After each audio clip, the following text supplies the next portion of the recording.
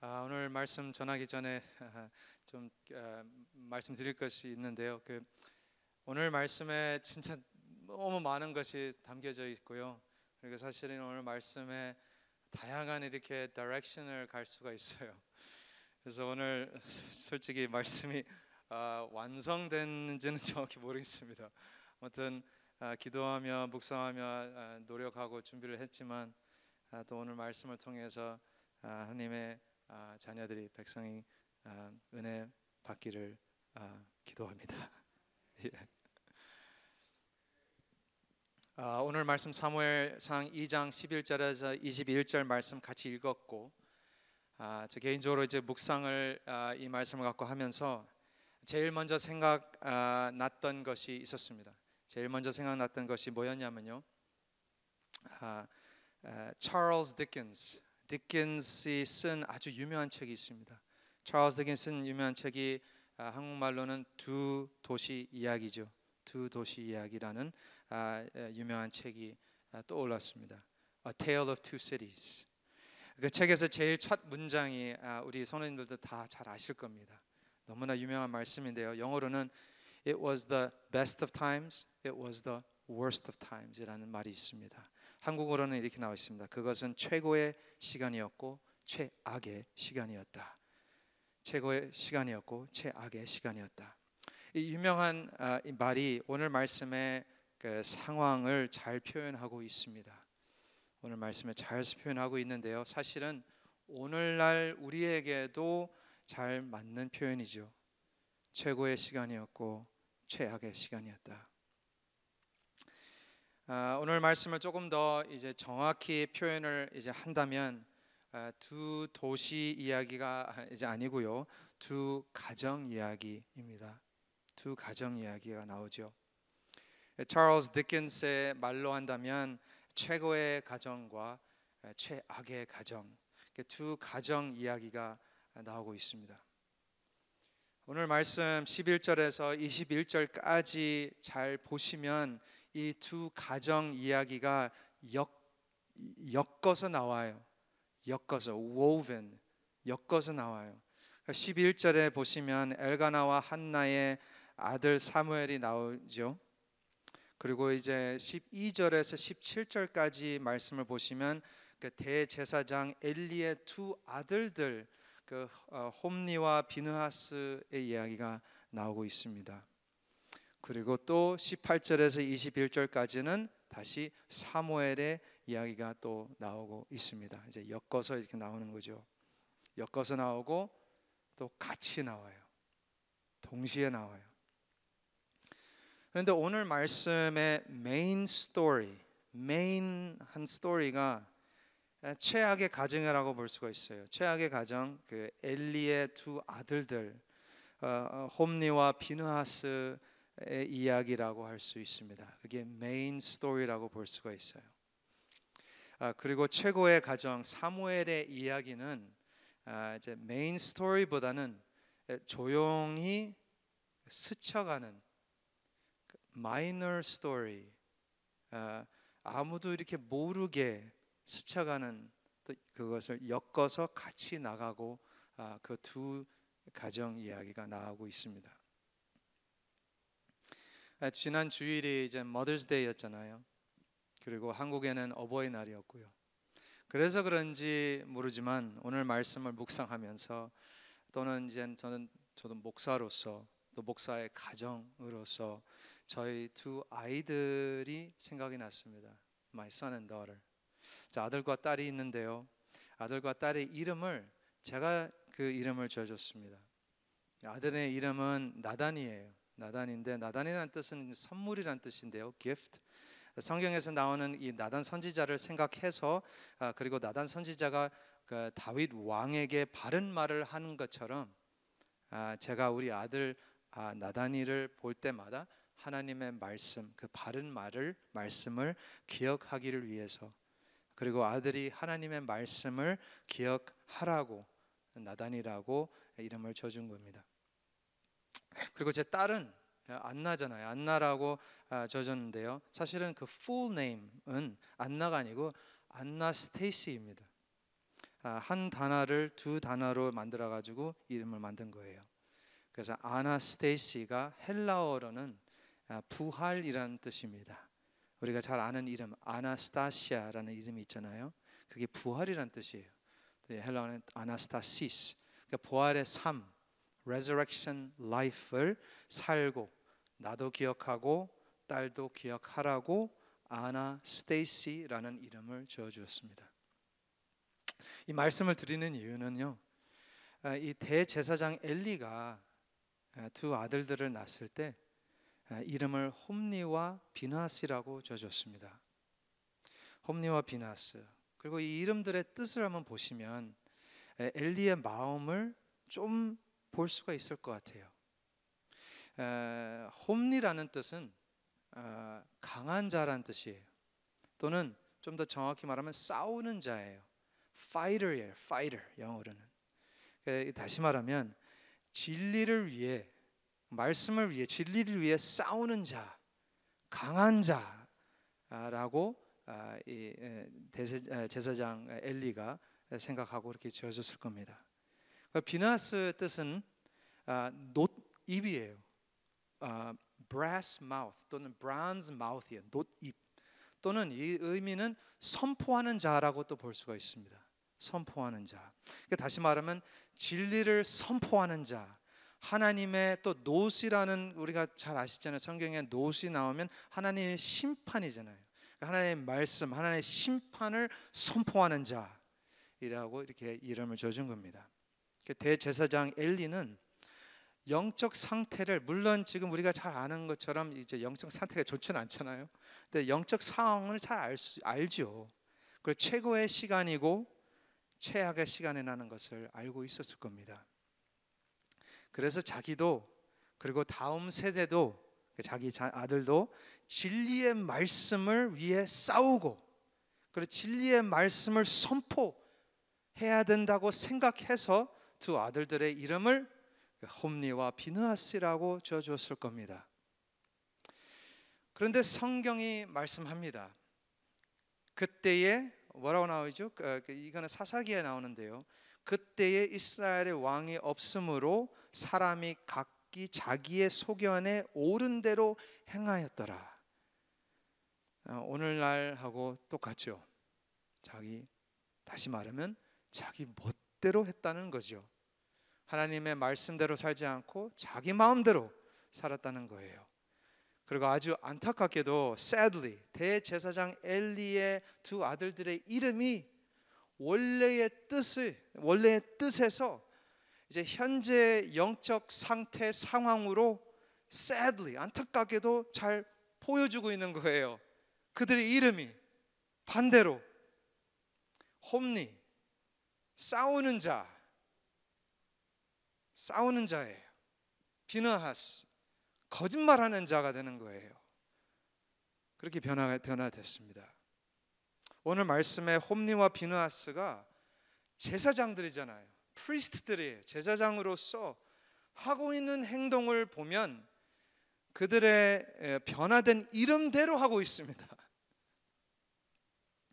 그러니까 13절 한번 보시면 제사장들이 백성에게 행한 관습 이렇게 나와 있습니다. 제사장들이, 그러니까 홈니와 비느하스죠. 제사장들이 백성에게 행하는 관습이라고 하나 있는데, 이 관습 영어로는, 영어 성경에서는 커스텀으로 나와 있어요. 커스텀 또는 전통이라고 할 수 있어요. 이 학자들이 이걸 보면서 좀 헷갈려하게 해요. confused 해요.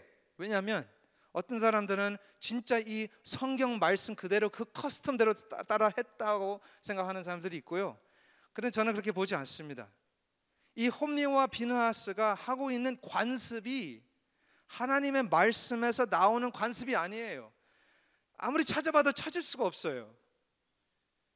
레위기에서 거의 다 나오잖아요. 레위기나 구약 성경 전체를 찾아봐도 이들이 홈니와 비느하스가 하고 있는 관습, 커스텀은 하나님께서 말씀하신 법에 나오지 않습니다. 안 나와요. 다시 말하면 이게 뭐예요? 자기 멋대로 한 거예요. 자기 마음대로 한 거예요. 자기 생각대로 하고 있는 겁니다. 제사 드리는 법은 아주 디테일하게 하나님께서 말씀하시잖아요. 그 제사법을 디테일하게 하나님께서 말씀해 주셨는데 이 두 아들들은 말씀대로 살지 않고 자기 멋대로 하는 거예요. 자기 마음대로. 제사의 아시잖아요. 제사의 기름은 그 동물이 그 기름은 하나님께 드려야 하는 거예요. 오직 하나님께 드리는 그 기름이에요. 그러나 이 두 아들들은 자기들이 챙겨가요. 오늘 말씀 같이 읽었잖아요. 자기들이 챙겨갑니다. 그리고 사람들이 이것이 잘못됐다고 말을 하는데도 이 두 제사장 아들들이 16장에 나오는데 억지로 뺏는다고 말합니다. 그냥 들어가서 그냥 bully예요, bully. 그냥 빼가는 마피아, 갱이에요, 갱. 지금 하는 행동이 fighting and lying. 다시 말하면 지금 거기에 살벌하다, 살벌하고 거짓입니다. fighting and lying. 그래서 오늘 말씀에 12절에 나오는데요. 엘리의 아들들은 행실이 나빠 여호와를 알지 못하더라 라고 나와 있습니다. 행실이 나빠 여호와를 알지 못하더라. 그런데 조금 더 정확히 이걸 말을 한다면 이 두 아들들은 행실이 나빠가 아니고요. 그건 되게 약하게 말하는 거예요. 사실은 영어로는 좀 더 강하게 나오는데 worthless man이라고 나와 있어요. worthless. worth는 뭐야? 가치, right? 가치가 없는 사람들이라는 말이에요. 행실이 나빠가 아니고 가치가 없는 사람, 또 다시 말하면 쓸모없는 사람들이라고 나와 있습니다. 원어 히브리어를 보니까 그것보다 더 심하게 나와 있습니다. 이것을 벨리알이라고 나와 있습니다. 벨리알 번역을 worthless man, 쓸모없는 사람들이라고 번역은 했지만 벨리알의 아들이라는 말이 나오는데요. 이 벨리알 또는 벨라일이라는 이름이 신약 성경에 또 나와요. 딱 한 번 나오는데요. 신약 성경에는 고린도후서 6장 15절에 나옵니다. 거기에 사도 바울이 말합니다. 이렇게 나옵니다. 그리스도와 벨리알이 어찌 조화되며 믿는 자와 믿지 않는 자가 어찌 상관하며, 그렇게 사용을 합니다. 벨리알. 이 벨리알의 아들들, 이 벨리알이 사탄하고 동의하게 사용하고 있습니다. 사탄의 자식들이에요. 다시 말하면 이 두 제사장 두 아들들이 사탄의 아들들이라고 하는 것입니다. 하나님을 모르는 사람들이죠. 저는 이것을 신기하게 생각했어요. 여러분들도 신기하게 생각할 겁니다. 대제사장 엘리가 자기 아들들에게 다 가르쳐 주었을 거예요. 그렇죠? 다 가르쳐 줬을 겁니다. 제사장의 역할도 가르쳐 줬을 거고, 그리고 모든 제사 법들도 다 가르쳐 줬을 겁니다. 제사장과의 역할, 그 제사 법을 가르쳐 줄 겁니다. 그런데 자기 이익대로, 자기 욕심대로, 자기 방법대로 폭력적으로 거짓말하면서 자기 관습, 자기 커스텀대로 멋대로 하고 있는 모습을 우리가 같이 읽었습니다. 이것은 아주 나쁘고 악한 것이라고 성경이 말씀하고 있죠. 그런데 여기에 제가 볼 때는 그냥 우리가 볼 수 있는 그 악한 일뿐만 아니라 히든 메시지가 있습니다.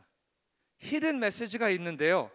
홈리와 비느하스가 잘못한 것은 누구나 다 알 수 있어요. 지금 뭐 기름 자기들 뺏어가고 뭐 흡착 다 우리가 볼 수 있는 거예요. 다 알고 있어요. 그런데 이것보다, 이 보이는 것들보다 안 보이는 더 큰 죄 짓고 있는 것이 있어요.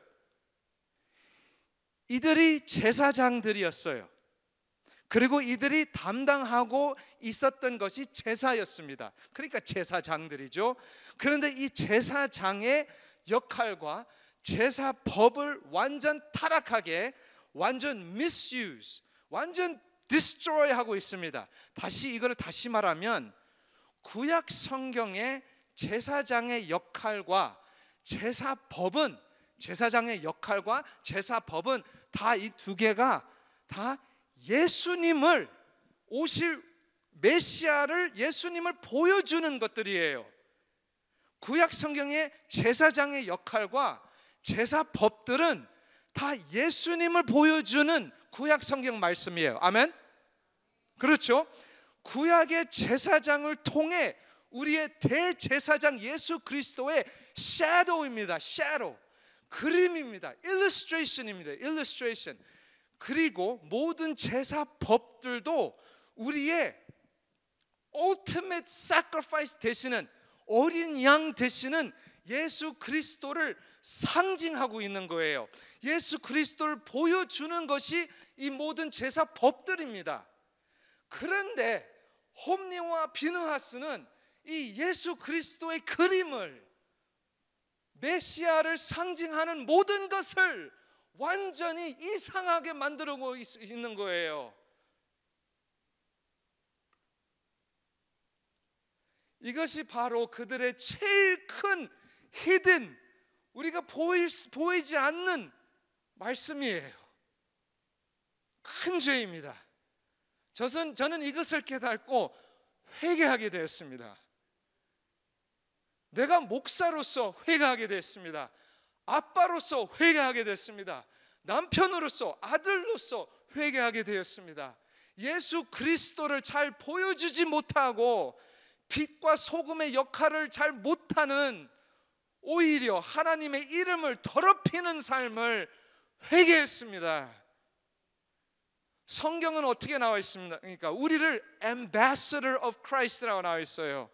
다시 말하면 예수 그리스도를 대신하는, represent 하는 우리가 작은 예수잖아요. 베드로전서 2장 9절 말씀, 우리가 잘 아는 말씀인데 거기에 우리는 택하신 족속이요 왕 같은 제사장이라고 나와 있잖아요. 예수 믿는 모두들은 제사장들인 줄 믿습니다. 다 믿는 사람은 제사장들이에요. 그래서 우리가 오늘 홈리와 비느하스하고 똑같습니다.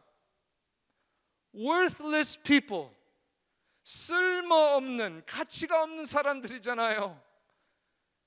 그런데 이 메인 스토리가 진행되고 있는 중에, 메인 스토리가 쭉 진행 중에 at the same time, 동시에 한 마이너 스토리가 있습니다. 마이너 스토리가 조용히 엮어서 나오고 있습니다. 같이 나오고 있습니다. 이때에 사무엘이라는 아이가 나오고 있어요. 이 모든 죄와 타락 가운데, 이 모든 케이오스 가운데, 컨퓨전 가운데 사무엘은 그런 것을 쳐다보지 않고 여호와 앞에서 자라고 있었습니다. 다시 말하면 홈리와 비느하스는 오실 메시아 예수 그리스도의 그림을, 예수 그리스도의 이미지를 완전 디스트로이 했지만, 사무엘은 예수 그리스도를 perfectly 그려주고 있습니다.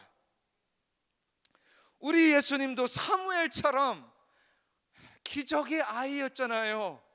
한나가 기도해서 아이를 낳은 거잖아요. 마리아도 예수님을 기적적으로 낳은 거잖아요. 그리고 이런 혼란스러운 이런 상황 가운데, 이런 타락한 가운데 조용히 마국간에서 겸손히 태어났잖아요. 그리고 아무리 사탄이 유혹을 해도, 아무리 바리새인과 서기관들이 유혹을 하고 어택하고 핍박을 해도 우리 예수님은 거기에 휩쓸려 빠져들어가지 않았습니다. 아무리 세상에 타락했어도 우리 예수님은 흔들리지 아니하시고, 지혜와, 어떻게 나와 있냐면 지혜와 키가 자라가며 하나님과 사람에게 더욱 사랑스러워 가시더라. 누가복음 2장 52절 말씀이 오늘 말씀에 사무엘에게도 거의 똑같은 말씀을 합니다. 오늘 말씀은 안 나오고 내일 아침에 나오는 말씀에 나와요. 거의 똑같은 말씀이에요. 다시 말하면 동시에 엮어서 이 소망의 메시지가 있는 거예요. 우리는 홈리와 비느하스처럼 살고 있지만, 세상을 쫓고 있지만, 내 욕심대로 살고 있지만, 내가 메인 스토리처럼 살고 있지만, 그 동시에 at the same time 우리 예수님은 우리를 위해, 우리 죄를 위해 십자가에 못 박혀 죽으셨습니다. 지금이 최고의 시간이고 최악의 시간입니다. 동시에 나아가고 있습니다. 우리 성도님들도 저와 같이 회개하고 사무엘처럼 오직 주님만 바라보고 오직 여호와 앞에서 자라는 하나님의 아들과 딸이 되시길 축원드립니다. 우리는 할 수 없잖아요. 할 수 없지만 우리 예수님은 조용히 마이너 스토리처럼 나아가셨지만 이제는 greatest story, His story. 우리는 작은 예수로 예수님을 잘 보여주는 아들과 딸이 되시길 축복드립니다. 같이 기도하겠습니다.